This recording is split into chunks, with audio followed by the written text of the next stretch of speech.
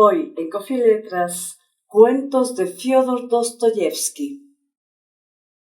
El sueño de un hombre ridículo. 1. Soy un hombre ridículo.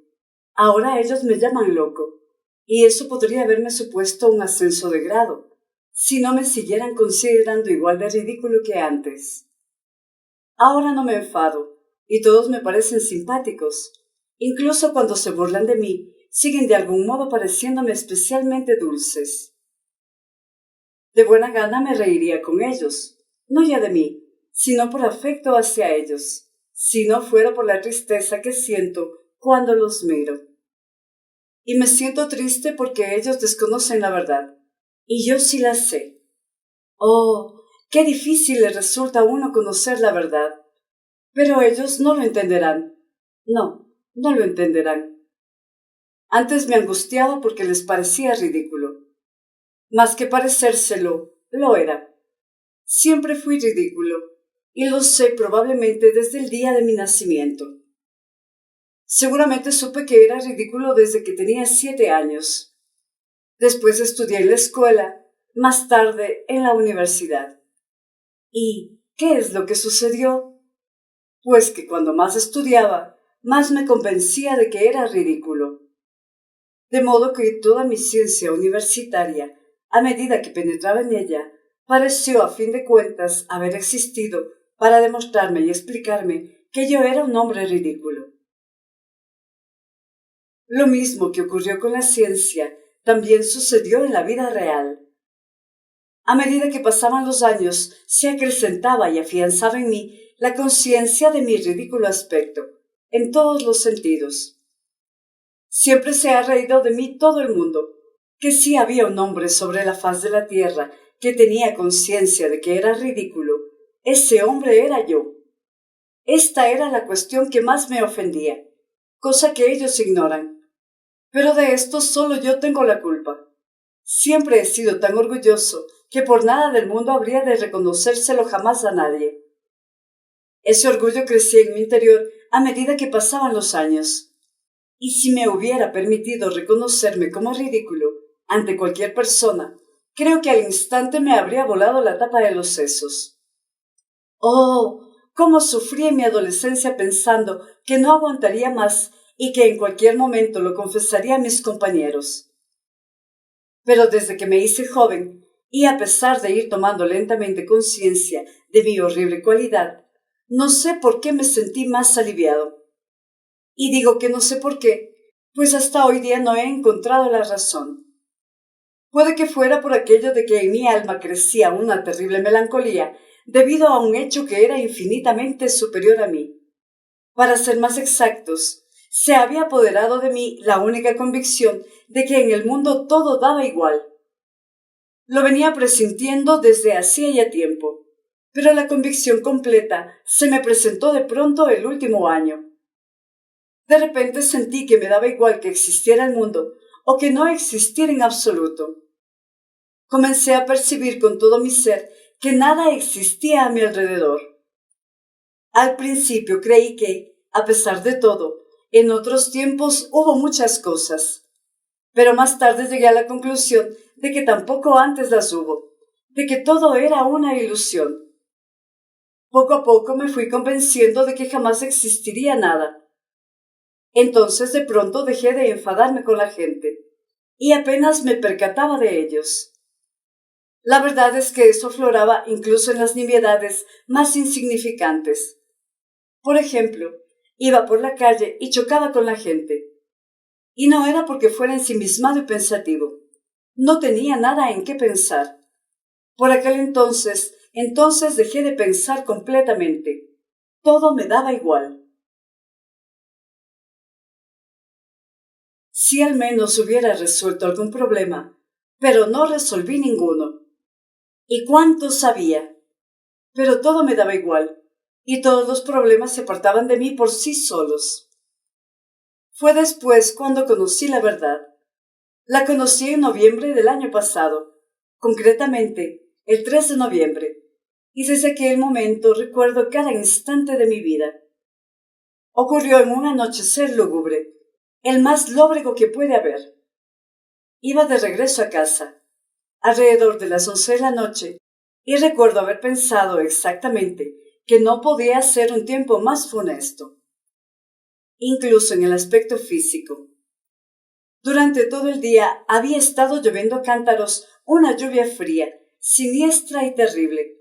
Recuerdo que incluso resultaba hostil a la gente. Y de pronto, a las 11 de la noche, dejó de llover y se empezó a sentir una humedad espantosa, más pegajosa y fría que cuando llovía. Todo ello desprendía una especie de vapor que salía de todos los empedrados de la calle y los callejones cuando se mira en su interior desde una cierta distancia. Y de repente se me figuró que, de haberse apagado todas las farolas de gas, sería menos espeluznante, ya que con el gas alumbrando y proporcionando luz, hacía que el corazón se sintiera más triste, porque alumbraba todo eso. Ese día apenas comí, y desde la primera hora de la tarde estuve en casa de un ingeniero, junto a otros 2 compañeros suyos. Estuve completamente callado y creo que los aburrí. Hablaban sobre un tema apasionante, y en un momento incluso llegaron a acalorarse. Pero el tema les resultaba indiferente. Yo ya me había percatado de ello, y se enzarzaron en vano. De pronto les dije: «Señores, si a ustedes les da igual todo». Ellos no se ofendieron, pero se rieron de mí. Debe ser porque lo que dije fue sin ninguna intención, sino únicamente porque a mí todo me daba igual. Se percataron de que a mí todo me daba igual, y eso les hizo gracia. Cuando de regreso a casa, en la calle, pensé en las farolas de gas, miré hacia el cielo. Hacía una noche terriblemente oscura, pero en algunos trozos se podían distinguir con claridad las nubes despedazadas, y entre ellas unas insondables manchas negras. De golpe, en una de esas manchas, reparé una estrellita y la miré fijamente. Sucedió porque la estrellita me había insinuado una idea. Me había propuesto suicidarme aquella noche. Desde hacía 2 meses me rondaba la cabeza aquella idea fija y, a pesar de mi penosa situación económica, me compré un espléndido revólver y lo cargué aquel mismo día. Desde entonces ya habían transcurrido 2 meses y el revólver todavía permanecía en el cajón. Y tanta era mi indiferencia que se me ocurrió posponerlo hasta encontrar el momento en que no todo me diera igual, no sé por qué razón. Y de ese modo, durante esos 2 meses, cada noche cuando regresaba a casa, pensaba que iba a suicidarme. No hacía más que esperar el momento oportuno. Y he aquí que esa estrellita me dio la idea, y me propuse que eso debía suceder irremisiblemente aquella noche. Sin embargo, ignoro la razón por la que la estrella me dio la idea. Y justo cuando estaba mirando al cielo, de repente una niña me agarró por el codo. La calle estaba prácticamente desierta y apenas había transeúntes. A lo lejos, sobre el pescante, dormitaba un cochero. La niña tendría unos 8 años. Llevaba un pañuelo en la cabeza y un vestidito. Estaba completamente empapada y se me quedaron especialmente grabadas sus botas mojadas y rotas que aún recuerdo. Me llamaron la atención especialmente. La niña comenzó a tirarme del codo y a llamarme. No lloraba, pronunciaba entrecortadamente algunas palabras que no lograba articular bien, porque tiritaba y tenía escalofríos y convulsiones. Estaba horrorizada por algo y gritaba desesperadamente: «¡Mamita! ¡Mamita!». Yo giré la cabeza hacia ella y, sin decirle palabra, continué andando. Pero la niña siguió corriendo detrás de mí, tirándome del brazo. Su voz tenía el tono de desesperación de los niños cuando están muy asustados. Conozco ese tono, y aunque no llegara a articular y terminar las palabras, comprendí que su madre se estaba muriendo en algún lugar, o que algo por el estilo estaría sucediendo para que la niña saliera corriendo a llamar a alguien o a encontrar algo con tal de ayudar a su madre. Pero yo no fui tras ella. Antes, al contrario, de pronto me pasó por la cabeza la idea de espantarla y echarla. Al principio le dije que buscara al guardia municipal, pero ella juntó las manitas y, sollozando y ahogándose, continuó corriendo a mi lado sin apartarse de mí. Fue entonces cuando di una patada en el suelo y lancé un grito. La niña solo exclamó: «¡Señor! ¡Señor!». Pero de repente me dejó, y al momento cruzó la calle. En la otra acera había un transeúnte, y al parecer la niña me había dejado para salir corriendo tras él. Subí al 5º piso en el que vivo, en una habitación de alquiler. Es mísera y pequeña, con un ventanuco semicircular de desván. Tengo un sofá cubierto con un hule, una mesa llena de libros, 2 sillas y un sillón, viejo a más no poder, pero eso sí, de estilo volteriano. Me senté, encendí una vela y me puse a meditar. Al lado, en otra habitación, detrás del tabique, continuaba la juerga. Llevaba así ya 3 días. Allí vivía un capitán retirado, que tenía invitados, unos 6 troneras, que bebían vodka y jugaban a las cartas con unos viejos naipes. La noche anterior hubo pelea, y sé que 2 de ellos se habían tirado de los pelos durante un buen rato. La casera quiso presentar una denuncia, pero le tiene mucho miedo al capitán. Aparte de nosotros, en otra habitación, vive de alquiler una señora muy bajita y delgada, mujer de un militar, que había venido a la pensión con 3 niños que enfermaron allí. Tanto ella como los niños temían al capitán hasta más no poder, y se pasaban la noche tiritando y santiguándose. El más pequeño hasta tuvo una especie de ataque por el miedo que le daba el capitán.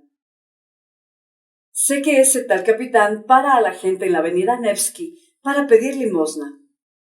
No lo admiten para prestar servicio, pero es cosa extraña, y por eso lo cuento, pues durante todo el mes, desde que él se alojó aquí, no me contrarió en absoluto. Desde el principio rehuí cualquier contacto amistoso con él, y, además, desde el primer día él mismo se aburrió conmigo, y por más que puedan gritar al otro lado del tabique, y por más gente que pueda haber allí, a mí siempre me resulta indiferente. Permanezco toda la noche sentado, y la verdad es que ni los oigo, hasta tal punto me abstraigo y me olvido de que están allí. No me duermo en toda la noche hasta el amanecer, y así ha transcurrido ya un año. Durante la noche entera estoy sentado en el sillón, delante de la mesa sin hacer nada. Los libros los leo durante el día. Permanezco sentado y ni siquiera pienso, sino que dejo que algunas ideas me ronden y yo las dejo vagar a su libertad. Durante la noche se gasta toda la vela. Me senté despacio junto a la mesa, saqué el revólver y me lo puse delante de mí. Cuando lo coloqué, recuerdo que me hice una pregunta a mí mismo. ¿Ha de ser así? Y completamente convencido me dije, así ha de ser. Es decir, me suicidaré. Sabía que probablemente me suicidaría aquella noche, pero ignoraba cuánto tiempo permanecería así, sentado junto a la mesa. Y sin duda alguna me habría dado un tiro en la cabeza, de no ser por aquella niña. 2. Ya lo ven, aunque todo me daba igual, yo, por poner un ejemplo, sentía dolor. De haberme dado a alguien un golpe, habría sentido dolor. Y lo mismo sucedía en el sentido moral. Si hubiera ocurrido algo muy penoso, habría sentido la pena de igual modo que entonces, cuando todavía no todo en la vida me resultaba indiferente. Hacía un rato había sentido compasión. Podía haber ayudado a la niña. ¿Y por qué no la ayudé? Pues por una idea que me asaltó. Cuando ella me estaba tirando del brazo y me llamaba, se me planteó una cuestión que no pude resolver. La pregunta era ociosa, y eso me enfureció. Me enfadé porque si ya había tomado la decisión de acabar con mi vida aquella misma noche, entonces todo cuanto ahora me rodeara debía serme más indiferente que nunca. ¿Por qué razón sentí de pronto que no todo me resultaba indiferente y que sentía compasión hacia aquella niña? Recuerdo que me provocó mucha lástima, incluso hasta producirme un dolor extraño, absolutamente inverosímil dada mi situación. Es cierto que no sé expresar aquel sentimiento mío pasajero, pero este continuó cuando me encontré ya en casa y me hube sentado a la mesa completamente alterado, como hacía tiempo que no lo estaba. Una reflexión sucedía a otra.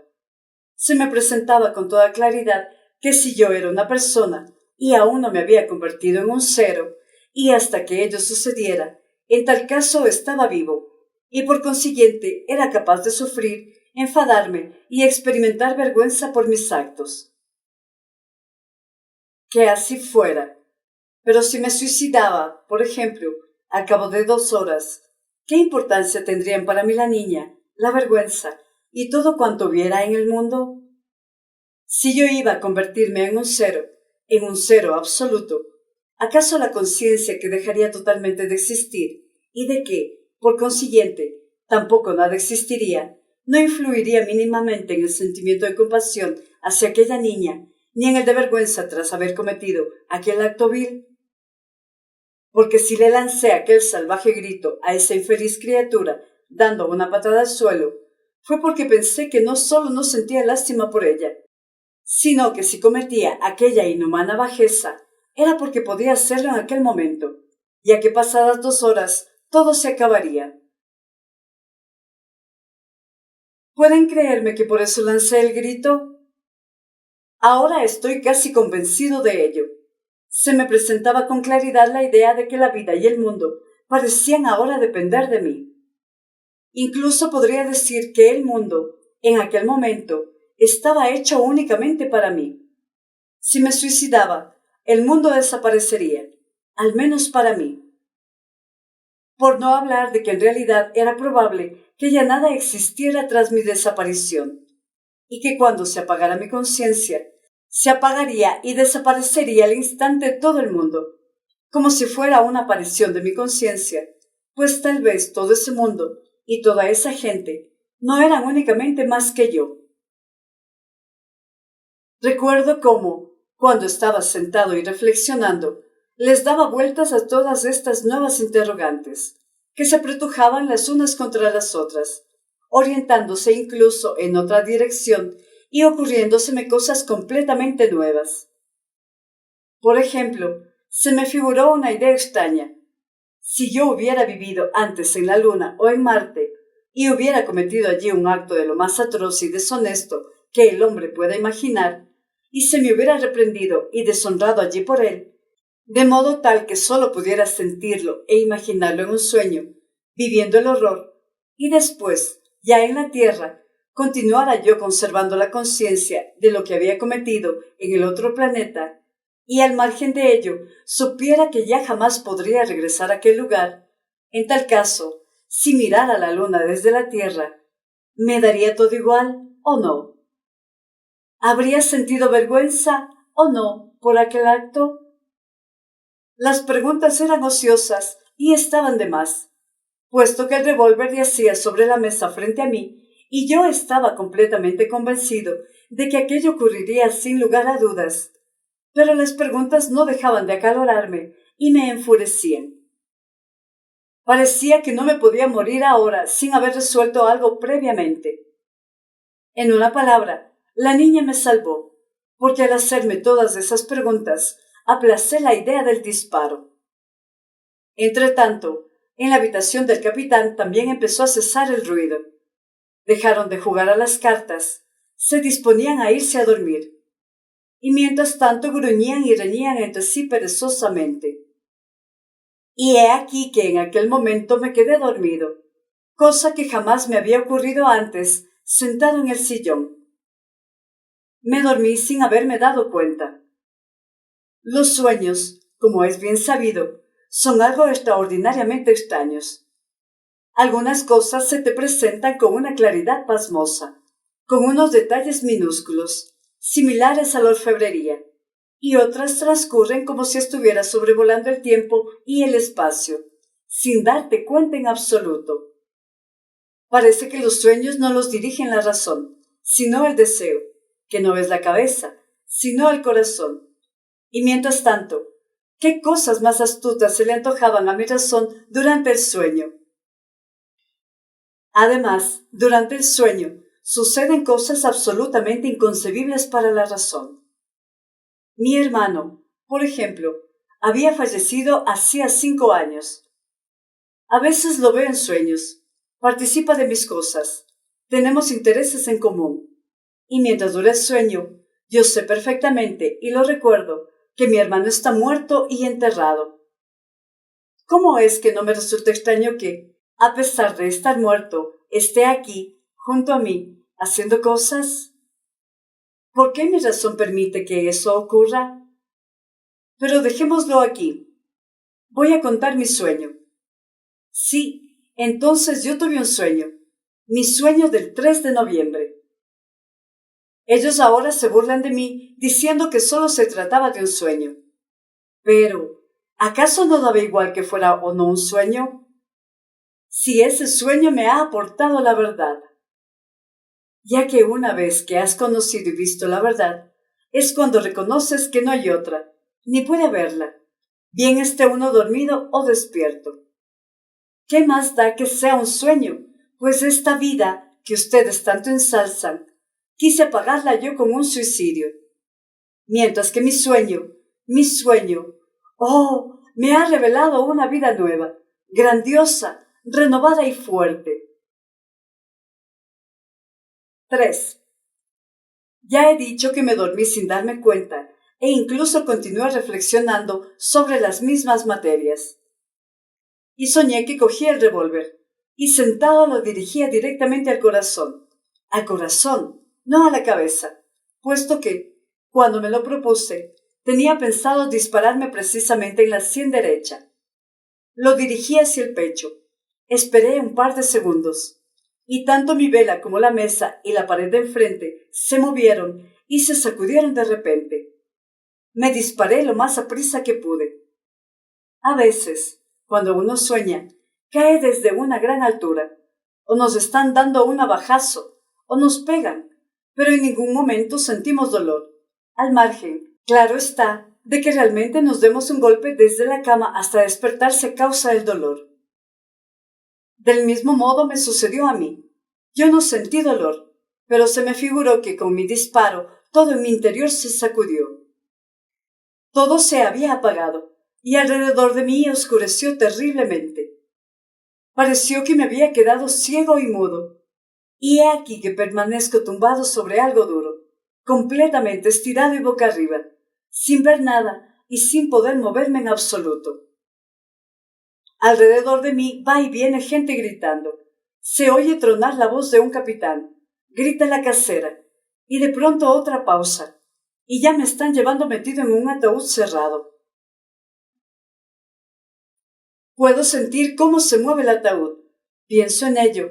Y por primera vez me impresiona la idea de estar muerto. De estar completamente muerto. De saber y no dudarlo. No veo y no me muevo, mientras que siento y pienso. Pero pronto me conformo con ello, y con normalidad, igual que en el sueño, acepto la realidad sin rechistar. Y ya me están enterrando. Todos se van y me quedo solo, completamente solo. No me muevo. Antes de mi entierro, imaginaba siempre que lo único que me relacionaría con la tumba sería la sensación de la humedad y el frío. El mismo frío que sentí también en ese momento, especialmente en la punta de los dedos de los pies. Y nada más. Estaba tumbado y, cosa extraña, ya nada esperaba, aceptando sin discusión alguna que un muerto nada podía esperar. Pero había humedad. No sé cuánto tiempo transcurrió, si una hora, si algunos días o si muchos. Sobre mi ojo izquierdo, que estaba cerrado, cayó una gota de agua que había calado la tapa del ataúd. A continuación de esta, otra. Al cabo de un minuto, una tercera, y así sucesivamente, con el intervalo de un minuto. Una profunda indignación prendió de repente en mi corazón, y pude sentir dolor físico en su interior. «Es mi herida», pensé. «Es el tiro. Ahí está depositada la bala». Mientras, la gota no cesaba de caer a cada minuto en mi ojo cerrado. De repente llamé, y no ya con la voz, puesto que estaba inmóvil, sino con todo mi ser, al artífice de todo cuanto me estaba sucediendo. Seas quien fueres, pero si existes y hay algo más racional que cuanto ahora me está sucediendo, en tal caso, permítele que también se persone aquí. Si, por el contrario, te estás vengando de mí por mi irracional suicidio con el horror y el absurdo de una existencia ulterior, has de saber que jamás me perseguirá sufrimiento comparable con el desprecio que sentiré en silencio, aunque mi martirio se prolongue millones de años. Imploré y me quedé callado. Un silencio profundo se prolongó durante casi un minuto, e incluso cayó otra gota más, pero estaba completa e irremisiblemente seguro de que ahora todo cambiaría inmediatamente. Y he aquí que mi tumba se removió. Es decir, no sé si fue abierta o desenterrada, pero fui tomado por un ser oscuro y desconocido, y ambos nos encontramos en el espacio. De golpe recuperé la vista. Hacía una noche profunda, y yo jamás había visto una oscuridad igual. Nos trasladábamos por el espacio, ya muy alejados de la Tierra. Yo no le hacía ninguna pregunta al que me transportaba, solo esperaba y estaba orgulloso. Me convencía a mí mismo de que no tenía miedo y me sentía petrificado al fascinarme con la idea de no tenerlo. No recuerdo cuánto tiempo estuvimos volando y no me lo imagino.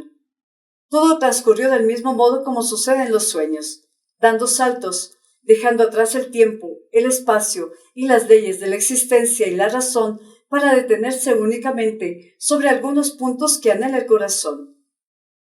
Recuerdo que de pronto vi en la oscuridad una estrellita. ¿Es Sirio?, pregunté yo, ya sin poderme contener, pues no quería preguntar nada.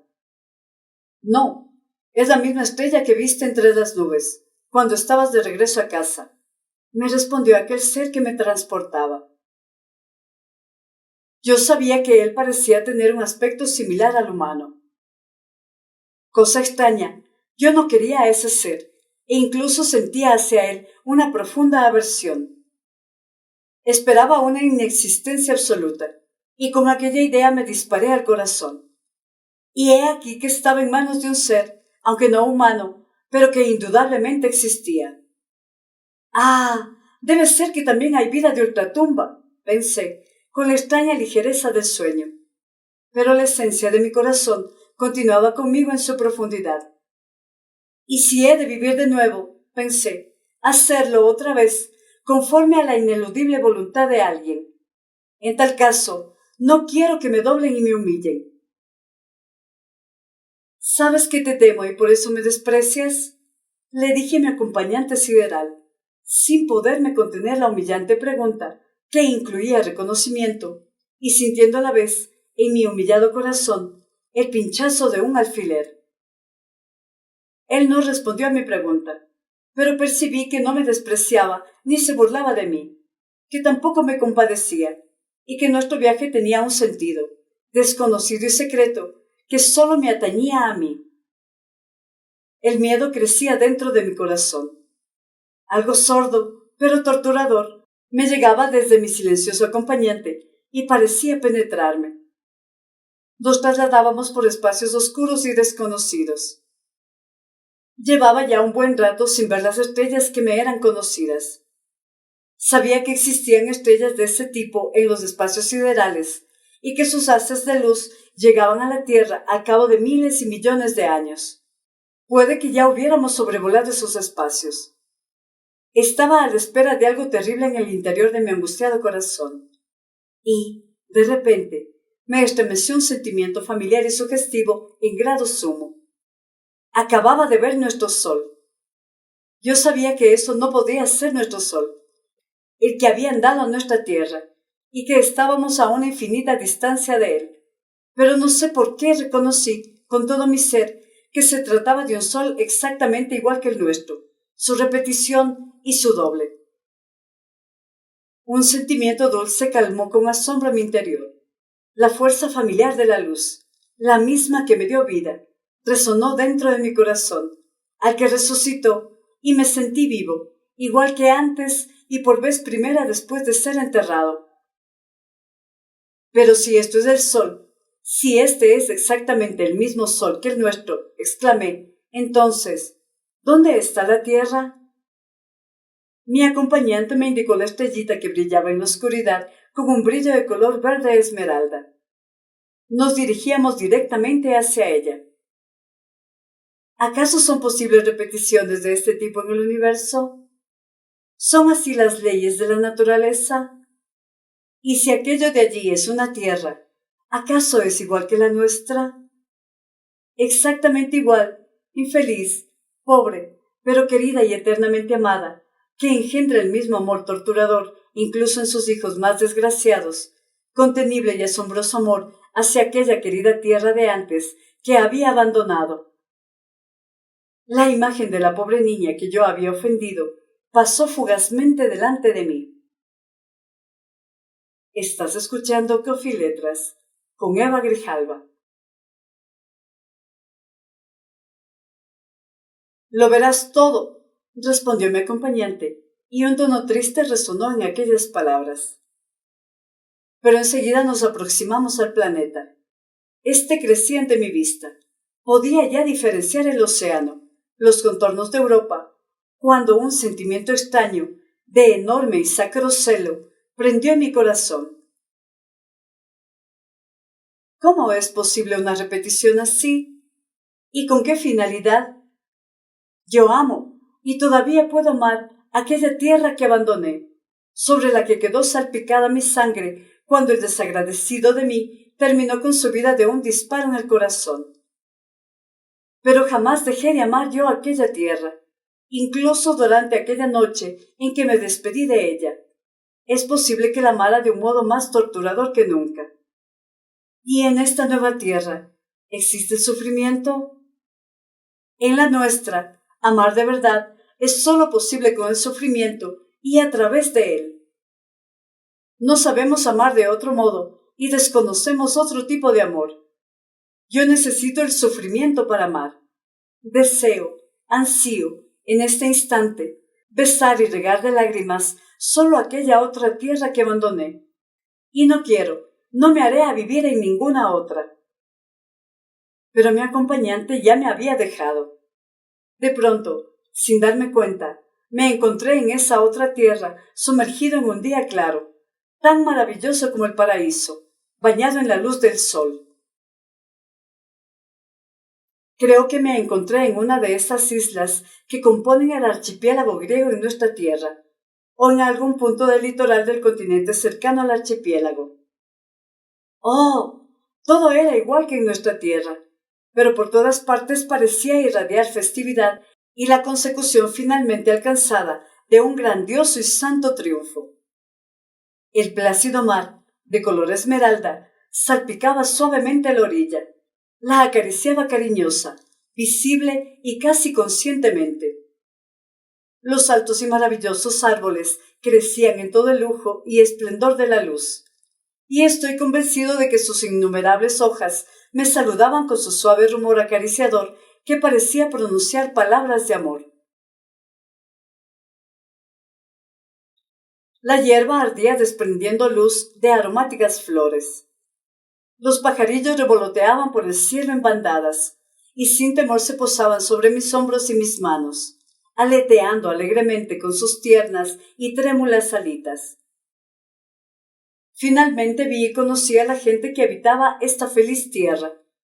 Se acercaron a mí, me rodearon y empezaron a besarme. Hijos del sol, eran los hijos de su sol. ¡Oh, qué maravillosos eran! Jamás había visto en nuestra tierra hombres tan bellos. Quizás pudiera encontrarse algún reflejo de aquella belleza, aunque lejano y algo debilitado, entre nuestros sueños en su más tierna infancia. Los ojos de esta gente feliz brillaban con un esplendor claro. Sus rostros irradiaban raciocinio y algún grado de conciencia reconciliadora, pero a su vez las caras eran alegres. En las palabras y las voces de aquella gente se percibía una alegría infantil. Oh, al instante de ver aquellos rostros, lo comprendí todo. Era una tierra que no estaba mancillada por el pecado original, y donde vivía gente que no había caído. Vivían en el mismo paraíso en que, según la tradición, nuestros procreadores, con la única diferencia de que toda la tierra aquí era el mismo paraíso. Esas personas, sonriendo alegremente, se acercaban a mí y me acariciaban. Me condujeron consigo y cada uno de ellos deseaba tranquilizarme. Oh, no me hacían ningún tipo de preguntas, pero parecían saberlo todo, o eso es lo que me parecía a mí. Deseaban borrar cuanto antes el sufrimiento de mi rostro. 4. Volvemos a lo mismo, pues que ha sido solo un sueño. Pero el sentimiento de amor de aquellas inocentes y maravillosas personas se me quedó grabado para siempre. Y aún ahora puedo sentir cómo, desde aquel lugar, se derrama amor sobre mi persona. Los vi con mis propios ojos, los conocí y me convencí de que los amaba, y después sufrí por ellos. Oh, ya entonces me di cuenta al instante de que en absoluto lograría comprenderlos en muchos aspectos. A mí, como ruso contemporáneo y progresista, como triste peterburgués, me parecía inconcebible, por ejemplo, que ellos, sabiendo tanto, no tuvieran nuestra ciencia. Pero enseguida comprendí que sus conocimientos se llenaban y alimentaban de pretensiones distintas de las que nosotros teníamos en la tierra, y que sus aspiraciones también eran completamente diferentes. No deseaban nada y estaban tranquilos. No ansiaban conocer la vida como lo hacemos nosotros, porque sus vidas habían alcanzado toda la plenitud. Sin embargo, sus conocimientos eran más profundos y elevados que los de nuestra ciencia, pues ésta busca explicar la vida, tendiendo a su vez a adquirir conciencia de ella con el fin de enseñar a vivir a otros. Ellos, por el contrario, sabían cómo habían de vivir incluso sin la ciencia, y yo lo entendí, pero no conseguí comprender sus conocimientos. Me mostraban sus árboles, y yo no conseguía comprender el grado de amor con que los contemplaban. Parecía enteramente que hablaban con seres semejantes. Y, ¿saben? Probablemente no me equivocaría si dijera que hablaban con ellos. Sí, habían encontrado su idioma, y estoy convencido de que los árboles nos entendían. Del mismo modo contemplaban toda la naturaleza, a los animales que vivían en armonía con ellos, sin atacarlos y amándolos, subyugados por su amor. Me indicaban las estrellas y me decían algo sobre ellas que no conseguía entender, pero estoy convencido de que, de alguna manera, estaban en contacto con aquellos cuerpos celestes, y ya no solo con la idea, sino de un modo vivo. ¡Oh! Aquella gente ni siquiera se esforzaba para que la entendiese, pues me amaban sin necesidad de ello. Pero, a pesar de todo, yo sabía que ni siquiera ellos llegarían jamás a entenderme, y por eso apenas les hablaba de nuestra tierra.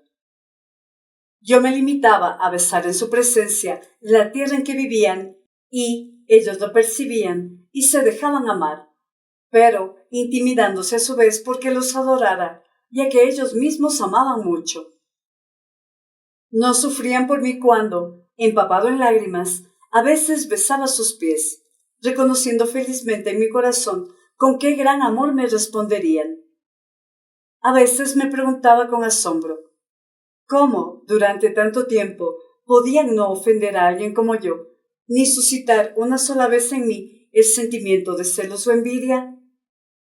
Muchas veces me preguntaba cómo podía un ser tan petulante y mentiroso como yo no hablarles de mis conocimientos, que ellos, claro está, ignoraban, al igual que tampoco desear asombrarlos con ellos, aunque solo fuera por amor a ellos. Ellos eran tan veloces y alegres como los niños. Paseaban por sus maravillosos sotos y bosques, cantando sus bellas canciones. Se alimentaban de un modo frugal, con los frutos de los árboles, la miel de sus bosques y la leche de sus queridos animales. Le dedicaban muy poco tiempo a conseguir comida y confeccionar la ropa. Entre ellos había amor y nacían los niños, pero jamás observé entre ellos crueles arrebatos de la lujuria que se apodera de casi todo el mundo en nuestra tierra, y que es la fuente de la mayoría de los pecados de nuestra humanidad. Se alegraban cuando nacían sus hijos por ser nuevos partícipes de su dicha. No había disputas entre ellos, ni celos, y ni siquiera comprendían lo que eso significaba. Sus hijos eran de todos, porque todos componían una familia. Apenas tenían enfermedades, aunque existía la muerte. Sus ancianos morían despacio, como si se quedaran dormidos, rodeados de gente que se despedía de ellos, bendiciéndolos y despidiéndose con alegres sonrisas. No se veían ni el dolor ni las lágrimas cuando esto sucedía, sino un amor que parecía multiplicado hasta el éxtasis, pero un éxtasis tranquilo, completo y contemplativo. Hasta cabía pensar que se comunicaban con sus difuntos aún después de la muerte, y que con la muerte no se interrumpía entre ellos la unión terrenal. Apenas me comprendían cuando les preguntaba acerca de la vida eterna, pero al parecer estaban tan convencidos de su existencia que eso no provocaba en ellos inquietud alguna. No tenían templos, pero sí un contacto vital e ininterrumpido con el todo universal. No practicaban la religión, pero estaban firmemente convencidos de que, cuando su alegría alcanzase los límites naturales de la tierra, llegaría para todos, los vivos y los muertos, una unión aún más estrecha con el universo. Esperaban con alegría ese instante, pero sin prisas ni sufrimiento, como si ya lo presintieran en sus corazones, y se lo comunicaban los unos a los otros. Por las tardes, antes de dormir, les gustaba reunirse para cantar en cordiales y armoniosos coros. Con esas canciones comunicaban las sensaciones que les había deparado el día, que bendecían y del que se despedían. Alababan la naturaleza, la tierra, el mar, los bosques. Gustaban de componer canciones los unos de los otros, halagándose. Como los niños, eran canciones muy sencillas, pero fluían del corazón y lo penetraban. Y ya no solo en canciones, sino que parecía que toda su vida se la pasaban ellos adorándose los unos a los otros. Era lo suyo una especie de enamoramiento mutuo, general y completo. Yo apenas entendía algunas de sus canciones triunfales y solemnes.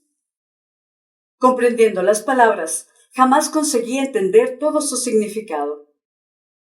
Permanecían inaccesibles a mi entendimiento y, sin embargo, parecían penetrar cada vez más en mi corazón. A menudo les decía que ya había presentido aquello antes, que todas aquellas alegrías y glorias las intuía yo cuando vivía en nuestra tierra, pero en forma de evocadora melancolía, rayana, a veces, en un terrible dolor, que en los sueños de mi corazón y las ilusiones de mi inteligencia los presentía todos ellos junto a su gloria, que estando en la tierra, a menudo no podía mirar la puesta del sol sin que me brotaran lágrimas. Que mi odio hacia la gente de nuestra tierra siempre conllevaba tristeza. ¿Por qué no podía odiarlos sin amarlos? ¿Por qué no podía perdonarlos? ¿Por qué en mi amor hacia ellos siempre había angustia? ¿Por qué no podía amarlos sin dejar de odiarlos? Ellos me escuchaban, y yo veía que advertía que no podían imaginarse lo que les decía, pero no me arrepentía de decírselo. Sabía que entendían el gran pesar que me producían aquellos a los que abandoné. Sí, cuando me miraban con sus maravillosos ojos repletos de amor, cuando sentía que, en su presencia, también mi corazón se tornaba igual de inocente y veraz que el de ellos. No sentía lástima por no comprenderlos. Al experimentar la totalidad de la vida, me quedaba sin aliento y en silencio rezaba por ellos. Oh, todos se ríen ahora mirándome a los ojos y me intentan persuadir de que durante el sueño es imposible los detalles que yo les transmito ahora, de que en mi sueño había visto o tenido solo una sensación, nacida de mi propio corazón delirante, y de que los detalles los había añadido yo mismo al despertarme. Y cuando les confesé que probablemente así es como sucedió en realidad, Dios mío, qué carcajadas soltaron así en mi cara. Y cuánta gracia les hizo aquello. Oh, claro que únicamente yo estaba convencido del sentimiento de aquel sueño y de que tan solo había sobrevivido en mi profundamente herido corazón. Es decir, aquellas que vi durante el tiempo que duró estaban tan henchidas de armonía y hasta tal punto eran fascinantes, maravillosas y verdaderas, que al despertarme no tuve fuerzas para encarnarlas en nuestras palabras. De modo que parecieron esfumarse de mi cabeza, y puede que realmente fuera así, que, inconscientemente, yo mismo me viera obligado después a inventar detalles, desfigurándolos, sobre todo teniendo en cuenta mi apasionado deseo de trasladarlos lo antes posible, aunque solo fueran algunos de ellos. Sin embargo, ¿cómo no voy a creer que todo ello fue realidad? Puede que haya sido 1000 veces mejor, más claro y alegre de lo que yo haya contado. Que sea un sueño, pero aquello no pudo no haber sucedido. ¿Saben una cosa? Les confiaré un secreto. Es posible que todo aquello no haya sido un sueño, puesto que sucedió algo tan terriblemente real que era imposible que se presentara en forma de sueño. Vale que mi sueño fuera engendrado por mi corazón, pero ¿acaso mi corazón, solo, estaba en condiciones de engendrar aquella terrible verdad que me sucedió después? ¿Cómo podía inventarla yo solo? ¿Acaso mi pequeño y caprichoso corazón y mi insignificante inteligencia podían alzarse con semejante revelación de la verdad? Júzguenlo ustedes mismos. Hasta hoy día lo he estado ocultando, pero ahora también declararé esta verdad. La cuestión estriba en que yo los pervertí a todos. 5. Sí, la cosa terminó con que yo los pervertí a todos. Ignoro cómo pudo haber sucedido aquello. No lo sé, no lo recuerdo con claridad. El sueño sobrevoló milenios, dejando en mí únicamente la sensación de totalidad. Solo sé que la causa del pecado fui yo, igual que la espantosa triquina, como el átomo de la peste que contagia países enteros. Del mismo modo también yo contagié aquella tierra, feliz y sin pecado antes de mi llegada. Aprendieron a mentir y les gustó, hasta ver belleza en ello. Oh, eso puede que ocurriera de un modo inocente, como una broma, una coquetería o un juego amoroso.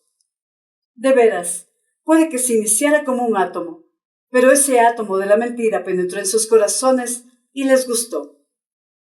A continuación nació rápidamente la lujuria. Esta engendró los celos, y los celos la crueldad. Oh, no lo sé, no lo recuerdo, pero pronto, muy pronto, brotaron las primeras gotas de sangre. Ellos se asombraron y se horrorizaron y comenzaron a dispersarse y a separarse. Comenzaron a crearse las alianzas, pero ya de los unos en contra de los otros. Aparecieron los reproches, las recriminaciones. Conocieron la vergüenza y la convirtieron en virtud. Nació el conocimiento del honor, y en cada agrupación apareció su bandera.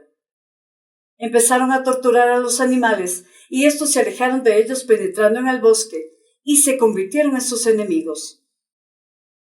Comenzó la lucha por la separación, el aislamiento, la individualidad y la propiedad privada. Empezaron a hablar diferentes lenguas. Conocieron el dolor y lo amaron.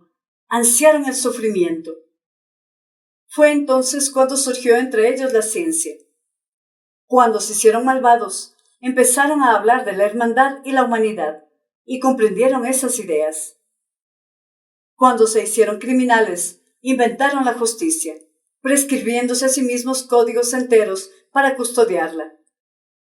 Y con el fin de salvaguardar su vigencia, impusieron la guillotina.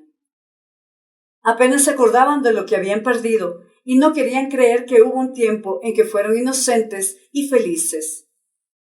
Se reían incluso de la posibilidad de su felicidad pasada, denominándola sueño.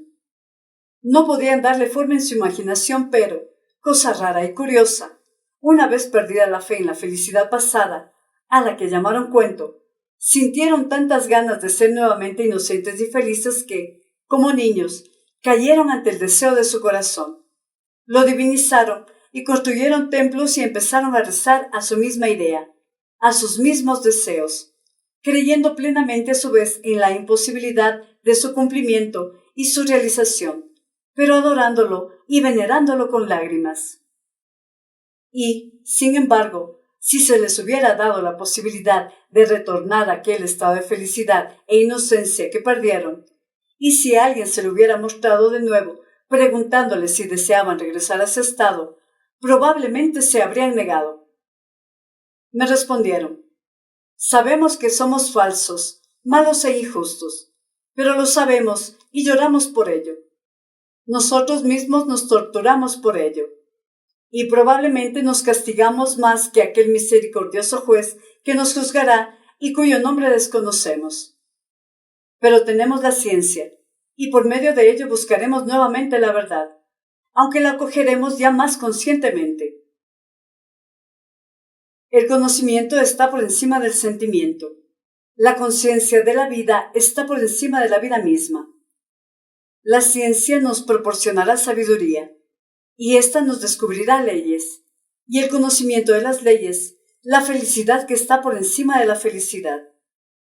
Esto fue lo que dijeron y, después de esas palabras, empezaron a quererse más a sí mismos que a sus prójimos, y les resultó imposible obrar de otro modo. Todos empezaron a ser tan celosos de sus personas que procuraban, por todos los medios, humillar y menoscabar a los demás, convirtiendo esto en la finalidad de sus vidas. Surgió la esclavitud, incluso voluntaria. Los débiles, de buena voluntad, se supeditaron a los más fuertes, con la finalidad de ayudarlos a oprimir a los más débiles que ellos mismos.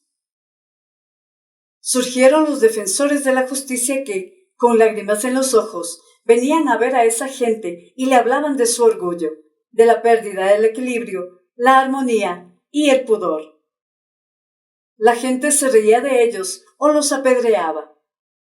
A las puertas de los templos se derramaba sangre santa y, a pesar de todo, empezó a surgir gente que se planteó la forma de volver a unir a todos de nuevo, con el fin de que cada cual, sin dejar de amarse a sí mismos más que a sus prójimos, no molestara a su vez a nadie y pudiera continuar viviendo de ese modo juntos, como si se tratara de una sociedad conforme consigo misma. A causa de esta idea se desencadenaron guerras enteras. Todos cuantos luchaban creían fielmente que la ciencia, la sabiduría y el sentimiento de autoprotección obligarían finalmente al hombre a reunirse en una sociedad de concordia y racionalidad, y mientras tanto, para acelerar su llegada, los más sabios, ansiosos de ver triunfar sus ideas, aniquilaban a los menos sabios que no les entendían. Pero el sentimiento de autoprotección comenzó pronto a debilitarse. Aparecieron los orgullosos y los voluptuosos que exigían directamente todo o nada. Para obtenerlo recurrían al crimen y, de no conseguirlo, al suicidio. Surgieron religiones de culto al no ser y a la destrucción, con el único placer de la eterna futilidad. Finalmente esa gente se cansó del absurdo esfuerzo y en sus rostros se dibujó el sufrimiento, y proclamaron que el sufrimiento era la belleza, ya que únicamente éste tenía sentido. Dedicaban canciones a sus sufrimientos. Yo daba vueltas sin saber qué hacer y lloraba por ellos, pero los amaba probablemente más que antes, cuando en sus rostros aún no había sufrimiento, y eran tan inocentes y maravillosos. Llegué a amar su mancillada tierra más que antes, cuando aún era paraíso, solo porque en ella había aparecido el dolor. ¡Ay! Siempre amé el dolor y la pena, pero única y exclusivamente para mí, mientras que ahora lloraba por ellos y me compadecía de ellos.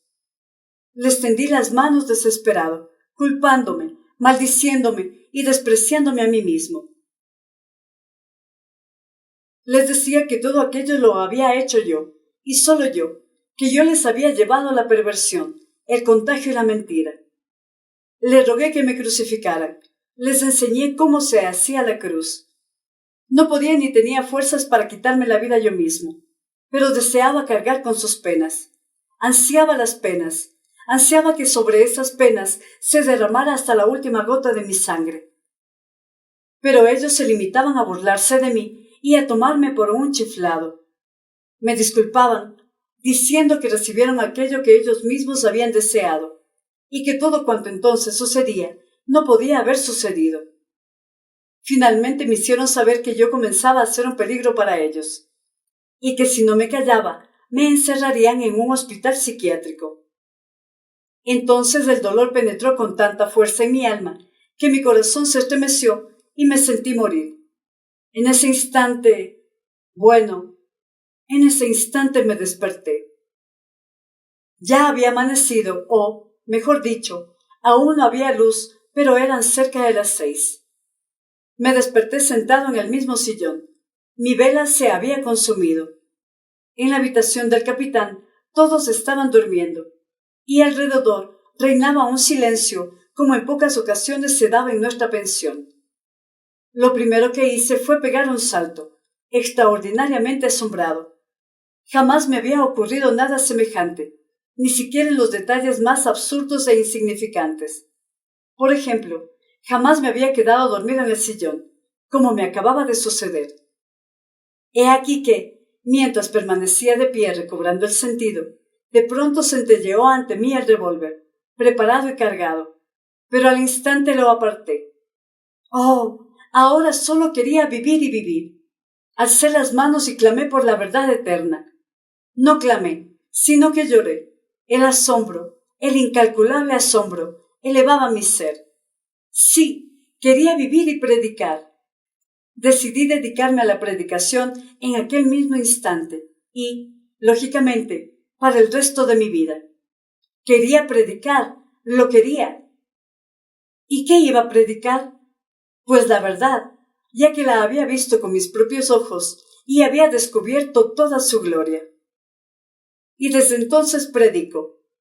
Aparte de ello, amo a todo el mundo, y más aún a los que se burlan de mí. Ignoro por qué sucedió de ese modo, no sé si puedo explicarlo, pero que así sea.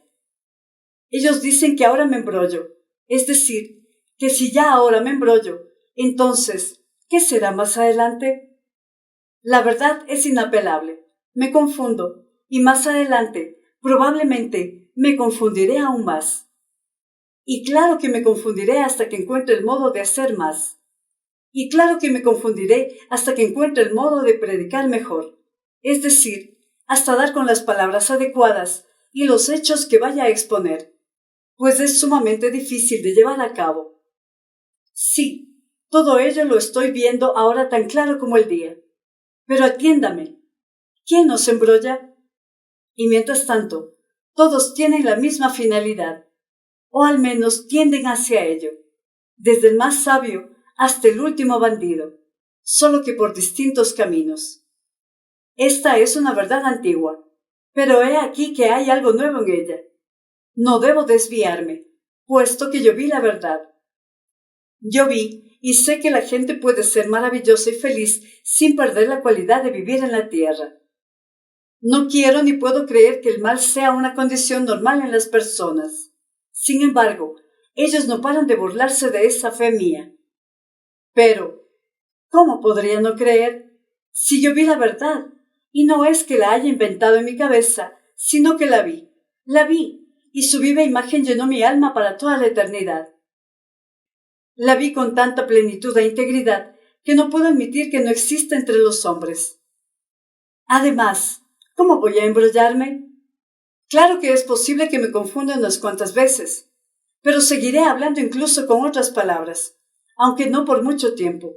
La viva imagen de lo que vi siempre estará a mi lado y me corregirá y me orientará. Oh, estoy optimista y lleno de lozanía, e iré siguiendo mi propósito, aunque necesite 1000 años. ¿Saben una cosa? Al principio incluso quise ocultar que los había pervertido a todos, pero fue un error. He aquí el primer error. Sin embargo, la verdad me susurró que estaba mintiendo, me protegió y me dirigió. Pero ignoro cómo se construye el paraíso, porque no sé transmitirlo con palabras. Después de mi sueño, perdí las palabras, o al menos los vocablos más importantes, los más necesarios. ¿Qué más da? Yo marcharé y predicaré sin descanso, porque, a pesar de todo, lo vi con mis ojos aunque no sepa transmitirlo. Pero esto es algo que no entienden aquellos que se burlan de mí, que dicen, fue un sueño, un delirio, una alucinación. Oh, ¿acaso eso es de sabios? Y están tan orgullosos. ¿El sueño? ¿Qué es el sueño? ¿Acaso nuestra vida no es un sueño? Diré algo más. Que sea cierto que nunca se cumpla y que no exista nuestro paraíso. Eso ya lo entendí yo. Pero, a pesar de todo, predicaré. No obstante, sería tan sencillo. En un día, en tan solo 1 hora, todo podría hacerse realidad. Lo más importante es que ames a tus semejantes como a ti mismo. Y eso es lo fundamental. Creo que no se necesita nada más. Al instante encontrarías cómo ordenar tu existencia. Además, solo se trata de una verdad antiquísima, leída y repetida billones de veces, pero no terminó de arraigar. Porque la conciencia de la vida está por encima de la vida misma. El conocimiento de las leyes de la felicidad excede a la propia felicidad. Contra eso es contra lo que hay que luchar, y yo lo haré. Si todos lo desearan, las cosas cambiarían al instante. Por fin encontré a aquella pequeña, y seguiré adelante. Seguiré. Coffee Letras, literatura con voz de mujer.